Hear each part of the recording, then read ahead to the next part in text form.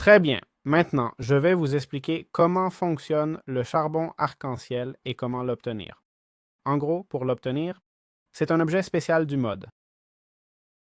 Il n'a pas de recette d'artisanat et c'est essentiellement un combustible qui peut fondre des objets à l'infini.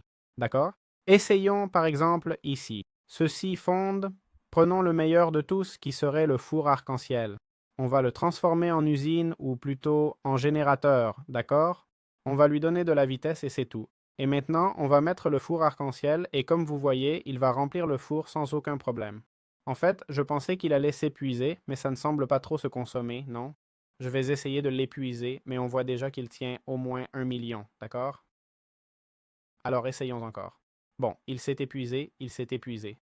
Ma question est comment il se régénère? Voilà, je le fais fondre à nouveau. La vérité, c'est qu'en ce moment, je ne sais pas vraiment comment l'obtenir. Je pense qu'on pourra le trouver quelque part. Ça sert de carburant et ça dit fond un objet. Et aussi un générateur, mais il n'y a pas beaucoup plus d'infos sur le charbon arc-en-ciel. Comme je dis, il semble qu'il est environ, s'il a dépensé 2 millions, il doit en avoir 10, d'accord? 10 millions de fusion. C'est peut-être un objet qu'on trouve dans des coffres, ok? Si on a vraiment beaucoup de chance comme carburant et tout ça. Il ne semble pas se régénérer, mais théoriquement, il est infini ou du moins très difficile à épuiser. Voilà, c'était le guide complet de ce mode. J'espère que ça vous a plu. Si c'est le cas, laissez un bon like et on se retrouve dans les prochains guides, bien sûr. Abonnez-vous et mettez un like pour soutenir la chaîne.